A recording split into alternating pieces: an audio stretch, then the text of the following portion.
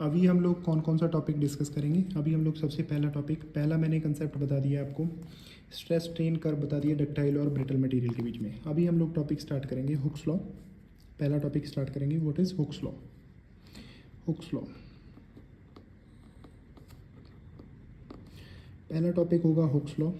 उसके बाद में हम लोग बताएंगे, सेकंड टॉपिक हम लोग डिस्कस करेंगे, what is concept of strain.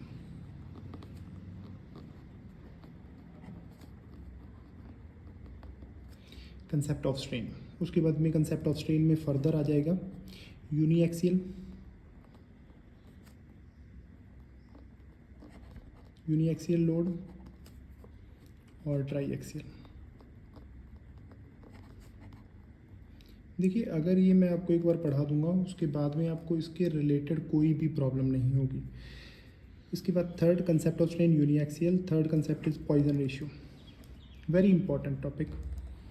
हमेशा आपको पॉइजन रेशियो एक इसके रिलेटेड न्यूमेरिकल मिलेंगे ही मिलेंगे।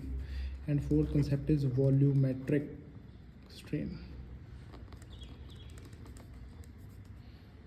स्ट्रेन अब किस किस के केस में वॉल्यूमेट्रिक स्ट्रेन देखना है हम लोगों ने। एक तो क्यूब के केस में देखना है, जब क्यूब में 3 डायमेंशन से स्ट्रेस लग रहा है। दूसरा हम लोगों ने देखना है सिलेंडर के केस में। और तीसरा हम लोगों ने देखना है स्फीयर के केस में। देखिए, हम लोग स्टार्ट करते हैं, सबसे पहला हुक्स लॉ से स्टार्ट करते हैं। हुक्स लॉ, सब लोग अवेयर हैं हुक्स लॉ से एकदम। Hooke's law, what is Hooke's law. Hooke's law क्या है। Stress is directly proportional to strain up to the elastic limit. Stress is directly proportional to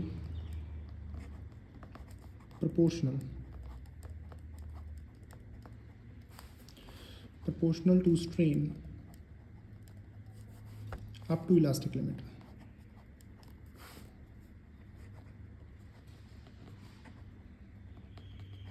elastic limit vary कर सकती है मटेरियल टू मटेरियल। हम लोग simple एक diagram बनाते हैं। यहाँ पे स्ट्रेस, इस साइड में स्ट्रेस को सिग्मा से रिप्रेजेंट करेंगे, स्ट्रेन को हम लोग इस तरह से रिप्रेजेंट करेंगे। इसको लिख देते हैं स्ट्रेस और ये हमारा स्ट्रेन है। ऑलरेडी ये चीज़ हम लोगों ने पहले डिस्कस कर ली है for ductile material. Upper limit, lower limit, fracture point, और कौन सा ये फ्रैक्चर पॉइंट है, अपर लिमिट है, अल्टीमेट टेंसाइल स्ट्रेस है, this is upper limit, this is lower limit. हम लोग ये कह देते हैं लोअर यील्ड पॉइंट, अपर यील्ड पॉइंट। ये हमारे पास में यहाँ तक इलास्टिक लिमिट आती है। इलास्टिक लिमिट होगी, लिमिट ऑफ प्रोपोर्शनलिटी ये हो गया। तो limit of proportional directly proportional strain up to the elastic limit. कईयों में इलास्टिक लिमिट ही लिमिट ऑफ प्रोपोर्शनलिटी, यहाँ पे लिमिट ऑफ प्रोपोर्शनलिटी होता है, limit of proportionality, limit of proportionality के तक, यहाँ तक। तो यहाँ पर से अगर मैं देखूँ, हुक्स लॉ ने ये बताया stress is directly proportional to strain. अब ये प्रोपोर्शनल साइन को हटाने के लिए हम लोग कांस्टेंट का इंट्रोडक्शन करेंगे। कांस्टेंट होगा ई, और ई को हम लोग कहते हैं Young's modulus.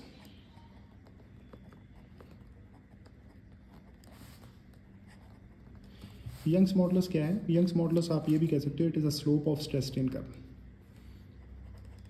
It is a slope of stress strain curve, strain curve. देखिए कैसे स्ट्रेस स्ट्रेन कर्व का हम लोग को ये पता है कि ये अगर थीटा ले लिया जाए तो आगे वाला होता है परपेंडिकुलर अपॉन बेस। तो इसी तरह से हमारे पास E is equal to sigma over ये, तो ये हमारे पास स्लोप है ये हम लोग का। ये हमारे पास में हुक्स लॉ हो गया। इसके जो नोट्स हैं मैं अपने यूट्यूब चैनल के नीचे आपको शेयर कर दूँगा। हम लोग नेक्स्ट टॉपिक करते हैं हुक्स लॉ। अब हमारे पास में आ जाता है concept of strain. Hooke's law complete हो गया, अब आता है कंसेप्ट ऑफ स्ट्रेन।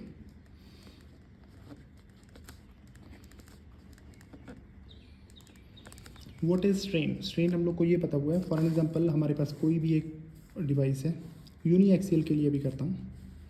कोई भी ऑब्जेक्ट है, इसके इस साइड में स्ट्रेस लग रहा है, इस साइड में स्ट्रेस लग रहा है सिग्मा, इस साइड में भी स्ट्रेस लग रहा है सिग्मा। इसकी लेंथ एल है। जब हम लोगों ने स्ट्रेस इसमें नहीं लगाया तब इसकी लेंथ एल थी।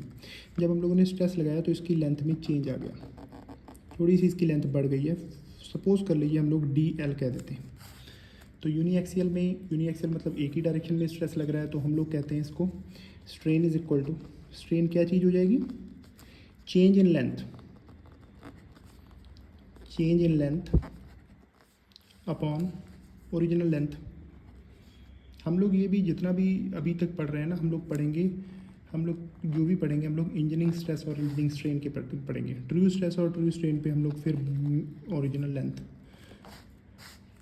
कोई भी original length in that direction, original length of the object. Original length तो हमारे पास क्या है, चेंज इन लेंथ हमारे पास डी एल है, ओरिजिनल लेंथ है एल, तो ये हमारे पास स्ट्रेन आ जाएगा in the case of uniaxial के केस में।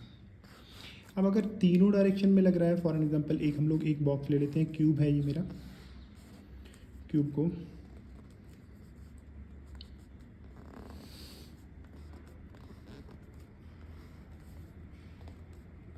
जो मेरा क्यूब है, तो मैं यहाँ पर हमारे पास डायरेक्शन बता देता हूँ। इस साइड में इस डायरेक्शन को मैं एक्स कह रहा हूँ, इसको वाई है, ये जेड है। तो force which is acting in this direction, इस डायरेक्शन में ये फोर्स है, सेंटर से लगा रहा हूँ, तो ये सिग्मा जेड हो गया। इस डायरेक्शन में फोर्स लग रहा है, सिग्मा वाई हो गया। सिग्मा एक्स ले लो, इस साइड में एक्स लिया हुआ मैंने, ऊपर मेरा सिग्मा वाई हो गया। देखिए तीनों डायरेक्शन में लग रहा है। तो अगर मैं एक्स डायरेक्शन में देखूंगा तो एक्स डायरेक्शन में इसकी वजह से, वाई डायरेक्शन में इसकी वजह से, जेड डायरेक्शन में इसकी वजह से। इसको पहले पढ़ने की, इसको हम लोग इस टॉपिक को डिस्कस करेंगे। पहले हम लोग पढ़ लिया जाए हम लोगों में कि टाइप्स ऑफ स्ट्रेन कौन से होते हैं। अब स्ट्रेन बेसिकली हमारे पास दो तरह के स्ट्रेन हम लोग लेते हैं। कौन कौन से हैं हम लोगों ने, एक हमारे पास में लॉन्गिट्यूडनल स्ट्रेन है, एक लेटरल स्ट्रेन है। देखिए लेटरल स्ट्रेन आ गया, ये हमारे पास लॉन्गिट्यूडनल, ठीक है ना, लॉन्गिट्यूडनल स्ट्रेन आ गया। अब देखिए ये जो लेटरल स्ट्रेन को हम लोग क्या कह देते हैं, ट्रांसवर्स स्ट्रेन भी कह सकते हैं। जो परपेंडिकुलर स्ट्रेन होता है लॉन्गिट्यूडनल की, जो परपेंडिकुलर स्ट्रेन है उसको हम लोग कह देंगे ट्रांसवर्स स्ट्रेन। अभी शो करता हूँ। फॉर एग्जांपल कोई भी ऑब्जेक्ट है, इसके ऊपर इस साइड में जो हम लोगों के पास यहाँ पे स्ट्रेस लगा रहा है, तो सिग्मा एक्स ये इस साइड में लग रहा होगा, और यहाँ पर हमारे पास फोर्स लग रहा है नीचे ऊपर को लग रहा है, सपोज कर लीजिए ये भी ऊपर को लग रहा है, दिस इज सिग्मा वाई। तो सिग्मा एक्स अगर लॉन्गिट्यूडनल अलॉन्ग द लेंथ ये लग रहा है, अलॉन्ग द लेंथ ये लग रहा है, ये लेंथ कोई भी हो सकती है, बी ले लो इसको, अलॉन्ग द लेंथ बी लग रहा है, तो ये वाला जो लेंथ है ये हमारे पास इधर को जो स्ट्रेन बढ़ाएगा उसको लॉन्गिट्यूडनल स्ट्रेन कहेंगे, along the length. Side wise इसको कंप्रेस भी करेगा, क्योंकि बॉडी की वॉल्यूम तो रिमेन सेम रहना है, इसको कंप्रेस करेगा, तो इस साइड में जो स्ट्रेन होगा उसको लेटरल स्ट्रेन करेंगे। यहाँ से नया कंसेप्ट आता है जिसको हम लोग कहते हैं पॉइजन रेशियो। पॉइजन रेशियो कुछ नहीं करना, it is a ratio of minus times the ratio of lateral strain upon longitudinal strain. Lateral strain upon longitudinal strain, null strain, बस ठीक है। अब एक देखिए ये भी स्ट्रेन है, ये भी स्ट्रेन है, हम लोग को पता ही है strain is change in length. Strain हम लोगों ने पहले पढ़ा हुआ है, change in length upon original length, तो डायमेंशनलेस टर्म है ये, इसकी कोई डायमेंशन होती नहीं है। तो पॉइजन रेशियो की भी कोई डायमेंशन नहीं है। इसको रिप्रेजेंट किया जाता है म्यू से, रिप्रेजेंट किया जाता है, is equal to minus times जो भी स्ट्रेन है, lateral strain upon longitudinal strain, जो हम लोग ऊपर लिख चुके हैं, lateral strain upon longitudinal strain. बस यही एक कंसेप्ट है जिससे हम लोग आगे वॉल्यूमेट्रिक स्ट्रेन निकाल लेंगे, सारा कुछ निकाल लेंगे, लेटरल स्ट्रेन। बस इसके बेसिस पे न्यूमेरिकल के लिए हम लोग आगे वाला एक और टॉपिक डिस्कस करेंगे, उसको हम लोग कह देंगे इस तरह से, Poisson ratio is minus time the ratio of lateral strain upon longitudinal strain. अब देखिए, अब हमारे पास में आता है कंसेप्ट वॉल्यूमेट्रिक स्ट्रेन का। अब हमारे पास टॉपिक आता है वॉल्यूमेट्रिक स्ट्रेन। देखिए सिंपल तरीके से हम लोग चलते हैं वॉल्यूमेट्रिक स्ट्रेन में डिस्कस करने से पहले हम लोग लॉन्गिट्यूडनल और लेटरल के बारे में थोड़ा सा देख लेते हैं। पहले वॉल्यूमेट्रिक स्ट्रेन कौन से टॉपिक में, क्यूब में करना है, स्फीयर की करेंगे बाद में बात, क्यूब में। इन केस ऑफ क्यूबाइड है कोई भी,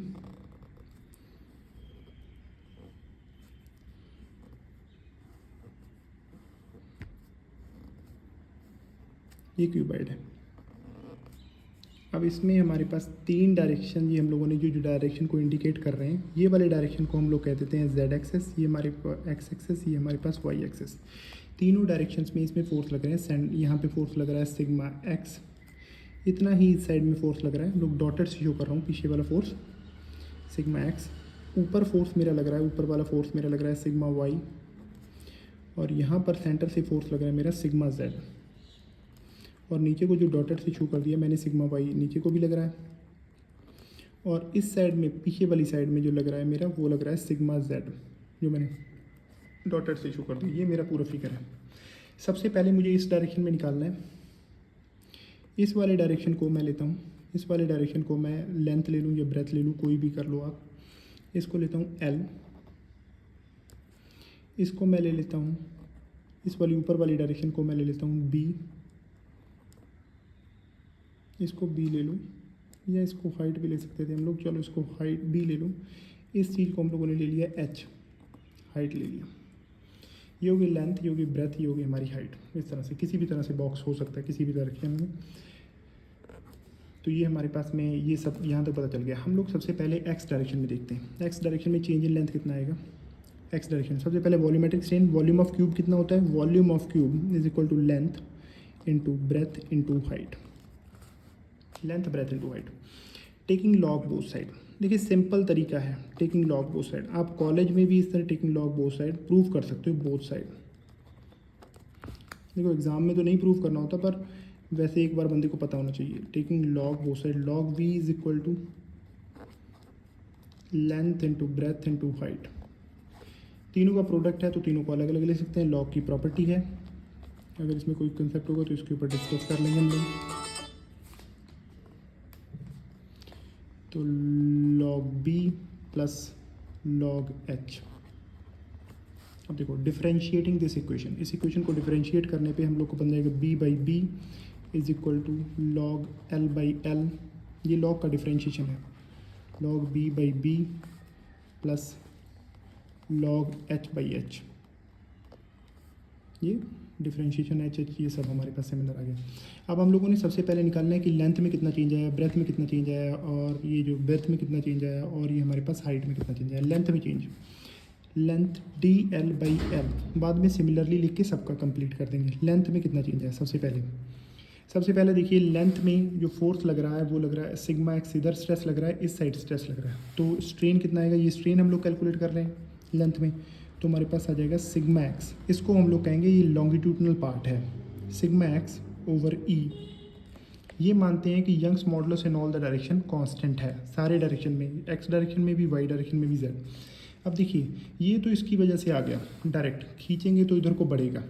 जब ये वाले में आप लोग देखिए, जब सिग्मा वाई खींचेगा, वॉल्यूम तो कांस्टेंट रहना ऑब्जेक्ट का, जब सिग्मा वाई खींचेगा तो ये कंप्रेस हो जाएगा, सिग्मा जेड खींचेगा तो भी ये कंप्रेस हो जाएगा। तो ये लेटरल जो स्ट्रेन हम लोग कैलकुलेट करेंगे वो हम लोग पॉइजन रेशियो से कैलकुलेट करेंगे, जो हम लोगों ने पीछे पढ़ा हुआ, minus times sigma Y over E, similarly minus times sigma Z over E. अब देखिए ये जो पोर्शन है ये मेरा लेटरल है, लेटरल स्ट्रेन आया हुआ है, और ये पोर्शन है मेरा लॉन्गिट्यूडनल स्ट्रेन है,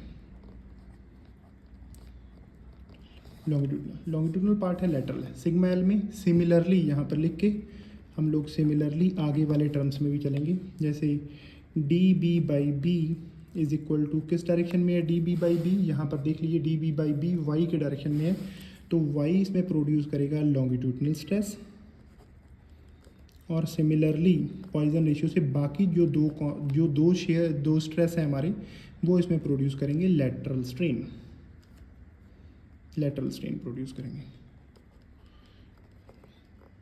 ये lateral strain. Similarly in case of H में अगर बात की जाए, डी एच बाई एच में बात की जाए, तो लॉन्गिट्यूडनल स्ट्रेन कौन सा प्रोड्यूस करेगा, लॉन्गिट्यूडनल स्ट्रेन प्रोड्यूस करेगा जेड, और लेटरल प्रोड्यूस करेंगे एक्स और वाई। ये हम लोगों ने तीनों का निकाल लिया है, तीनों टर्म हो गए, पहला, दूसरा, तीसरा। ये फर्स्ट इक्वेशन में हम लोग इसको पुट कर देंगे, फर्स्ट इक्वेशन में इन तीनों की वैल्यूज़ हम लोग यहाँ से पुट कर देंगे। मैं नेक्स्ट पेज पे आपको एक बार करके दिखा देता हूँ, ठीक है। ये आ गया मेरे पास नेक्स्ट पेज। हम लोग को ये पता था कि वॉल्यूमेट्रिक स्ट्रेन की हम लोगों ने क्या निकालना है, ठीक है ना। अब हम लोगों ने था डी वी बाई, हमारा कंसेप्ट था डी वी बाई वी निकालना है। सबसे पहले वाला टर्म को हम लोग पुट कर देते हैं, जिसको हम लोग निकालता sigma X over E minus mu time sigma Y over E minus mu time sigma Z over E. ये हमारे पास पहला आ गया। सिमिलरली दूसरा वाला भी लिख दो यहाँ पर, sigma Y over E minus mu times sigma X over E और minus mu times sigma Z over E. ये बी में चेंज आ गया। थर्ड वाला भी यहीं पर लिख दीजिए, सिग्मा जेड ओवर ई, ये लेटरल स्ट्रेन है जेड डायरेक्शन में, longitudinal strain sigma X over E minus mu sigma Y over ई।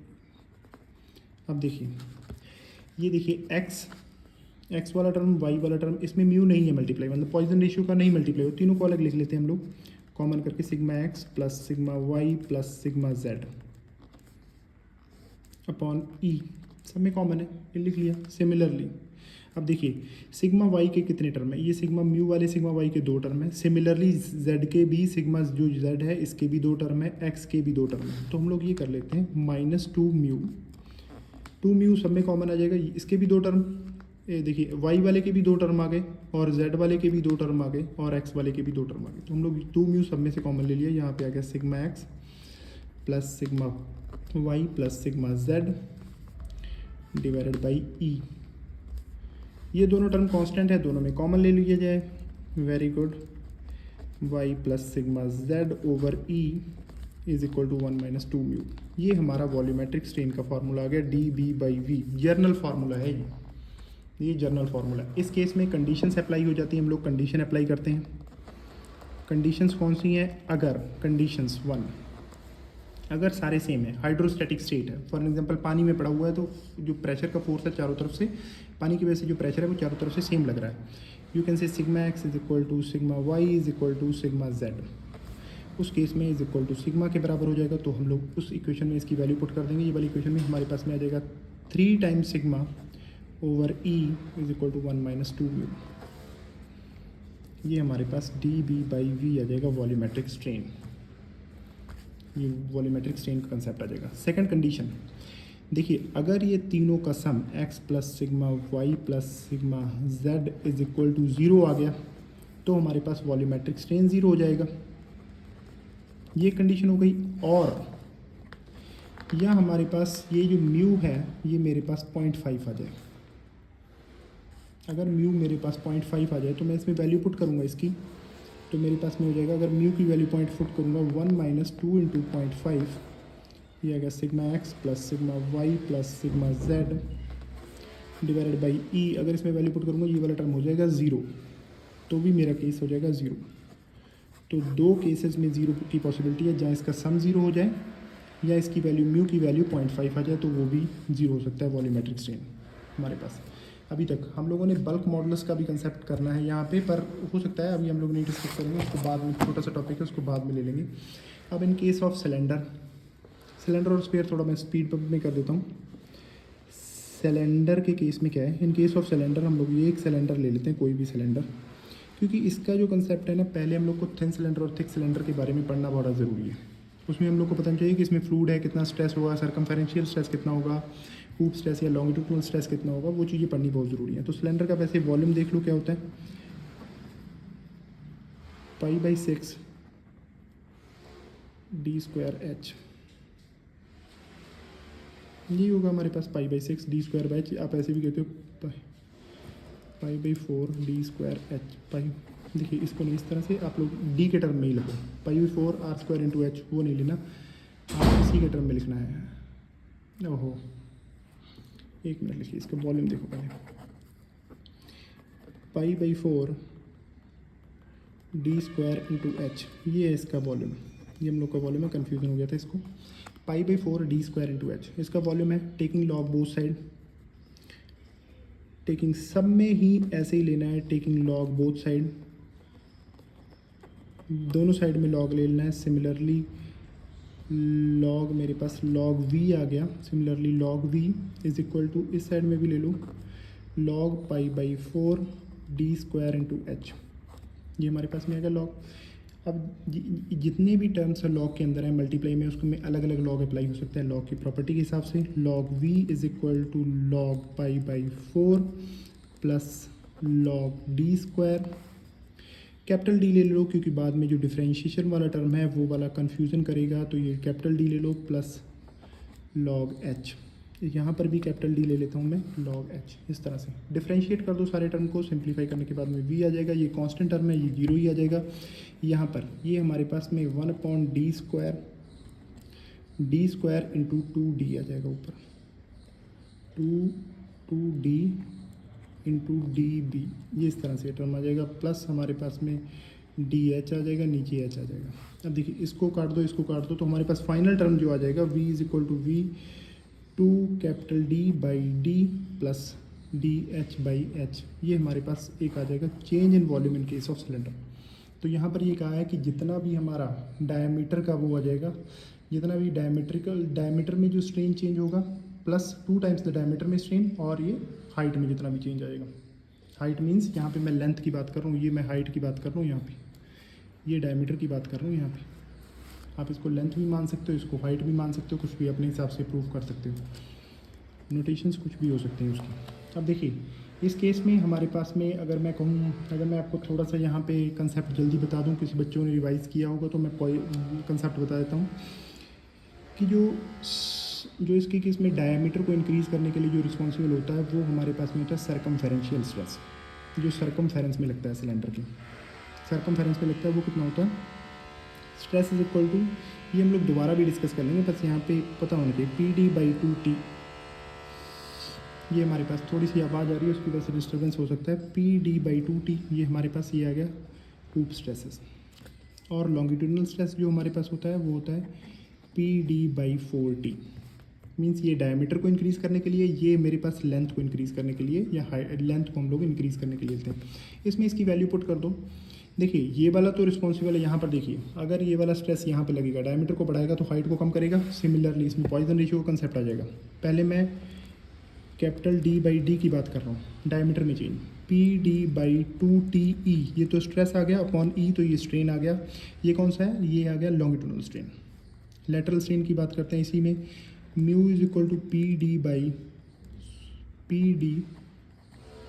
कैपिटल PD/40E,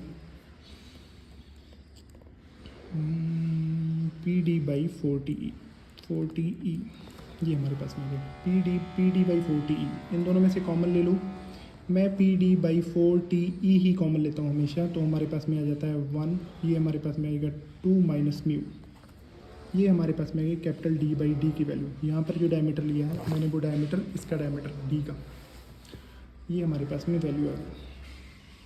ठीक है, अब हमारे पास सिमिलरली अगर मैं हाइट की बात करूं, ये लेंथ कैसे बढ़ी है, लेंथ में हम लोग को ये पता है कि PD/4T, ये लॉन्गिट्यूडनल आ गया, माइनस म्यू टाइम्स PD/2TE, ये आ गया DH/h, दोनों DH/h, दोनों की वैल्यूज़ पुट कर देंगे उस इक्वेशन में। ये वाली इक्वेशन में हम लोग दोनों की वैल्यूज़ पुट कर देंगे, पहले वाले की वैल्यू पुट करेंगे तो 2 टाइम्स, आगे वाले पेजेस पे कर लेते हैं थोड़ा, देखिए तो 2 टाइम्स हमारे पास में आ गया PD/4TE 2 माइनस म्यू, ये हमारे पास में आ गया, प्लस जो H वाला आ गया वो हमारे पास में आ गया PD/4TE 1 माइनस म्यू। दोनों के इक्वेशन को हम लोग प्लस कर दें तो हमारे पास में कितना है, इसको इस चीज़ को अंदर ले जाओ तो हमारे पास PD/4TE सब में कॉमन ले लो, ये अंदर मल्टीप्लाई हो जाएगा 4 माइनस म्यू, यहाँ पर आ गया है प्लस 1 माइनस म्यू, तो हमारे पास कॉम्प्लिकेशन सब सॉल्व करके सिंप्लीफाई करके -2 म्यू आ जाएगा। ये आ जाएगा PD/4TE विच इज़, ये किसका है, ये सिलेंड्रिकल के लिए है, ये सिलेंड्रिकल के लिए, ठीक है ना, सिलेंड्रिकल के लिए। अब हमारे पास में ये आ गया सिलेंड्रिकल के लिए। अब हम लोगों ने क्या करना है, स्फीयर के लिए, स्फीयर क्या करनी है, स्फीयर के लिए इन द केस ऑफ स्फीयर में हम लोग, स्फीयर में हम लोग को ये पता है कि स्फीयर में जो स्फीयर का वॉल्यूम कितना होता है 4/3 πr3, पर हम लोगों ने वो लिखना है, हम लोग को लिखना है डायमीटर के टर्म में। स्फीयर का वॉल्यूम कितना होता है, वॉल्यूम 4/3 πr3। अगर इसको हम लोग डायमीटर के टर्म में कन्वर्ट कर देंगे तो यहाँ पर सीधा लिख दो is equal to 4/3 pi D/2 का होल क्यूब। अगर मैं क्यूब आ जाएगा उसको सिंप्लीफाई करके देखूँ तो π/6 D³ आ जाएगा। This is a volume of sphere. Taking log both side, pattern same repeat करना है, लॉग को दोनों तरफ ले लेना है। Log V is equal to, एक तो लॉग कांस्टेंट का हो गया which is π/6 plus log d cube, this is the diameter of sphere. देखिए यहाँ तक आ गया हमारे पास, डिफ्रेंशिएट कर दो, डी बी बाई वी आ गया, ये वाला कांस्टेंट टर्म है तो जीरो ही हो जाएगा। ये वाले टर्म में हम लोग के पास में कितना आ जाएगा, ये वाले टर्म के पास में आ जाएगा हमारे पास 3। इसको डिफ्रेंशिएट करके आप देखोगे तो आपके पास D cube into D D, ये वाला टर्म ये वाला कैंसिल कर दो, यहाँ पर कैंसिल कर दो इसको, तो हमारे पास फाइनल रिजल्ट आ गया इसका in case of sphere D by V, ये हमारे पास फाइनल कंसेप्ट आ गया। अब डी क्या है, in the case of sphere में जो अगर स्फीयर के बीच में वाटर पड़ा हुआ है तो वाटर की वजह से प्रेशर कितना होता है, Pd/4T। ये प्रेशर अगर P लग रहा है, डायमीटर उसका D है, कैपिटल D ले लो, इस बार हम लोगों ने D लिया हो, D/4T, T is the thickness of sphere की कितनी थिकनेस है। अगर इतना लग रहा है तो इसमें इसकी वैल्यू पुट करो, देखिए किस किस डायरेक्शन में लग रहा है, इस डायरेक्शन में ये बढ़ रहा है, एक ऊपर की तरफ इस डायरेक्शन में प्रेशर लग रहा है इसको बढ़ाने के लिए डायमीटर को, इधर का प्रेशर लग रहा है इसको कम करने के लिए। तो हम लोग क्या करेंगे, इन दिस केस अगर मैं d/d की बात करूं तो ये आ जाता है, ये आ जाता है Pd/, ये आ जाएगा Pd, ये आ जाएगा Pd/4T minus mu is equal to Pd/4T।